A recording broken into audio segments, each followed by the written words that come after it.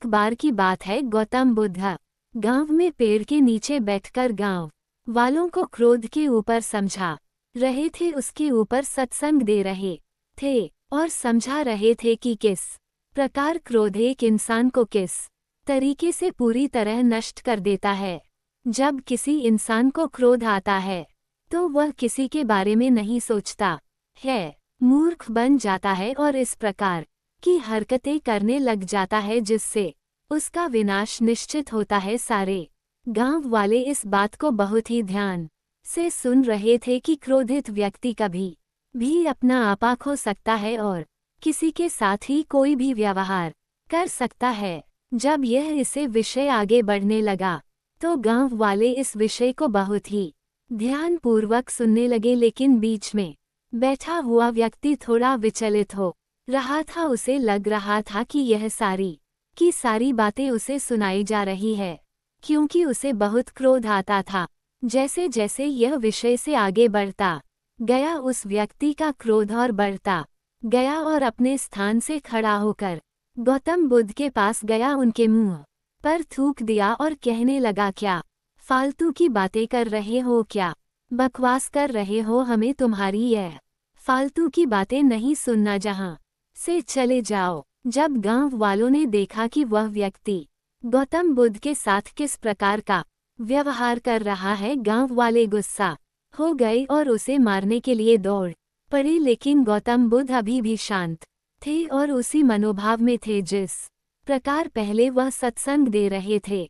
बुद्ध ने उन व्यक्तियों को रोका और कहा कि नहीं, इस व्यक्ति को कुछ मत कहिए, इस व्यक्ति की कोई गलती नहीं है, इस व्यक्ति को क्रोध आ रहा है और क्रोध में ऐसा होना निश्चित है, इसमें इसकी कोई गलती नहीं है।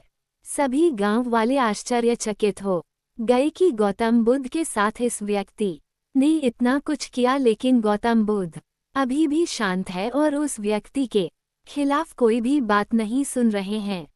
थोड़ी देर के बाद वह व्यक्ति वहां से चला गया और सारे लोग अपने क्रियाकलाप में लग गए। रात में जब वह व्यक्ति सोया तब उसे अपनी गलती का एहसास हुआ।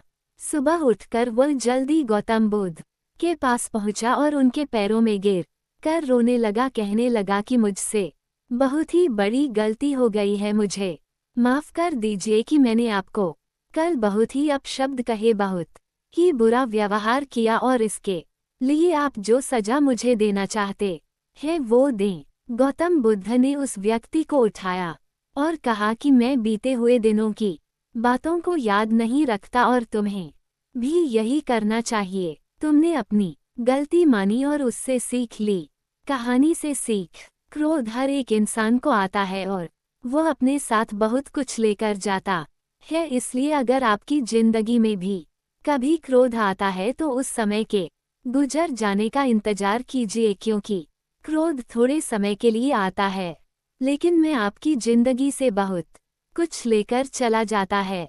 क्रोध पर विजय पाने का एक तरीका है उस वक्त की जाने का इंतजार कीजिए जिस वक्त पर आपको क्रोध आया है।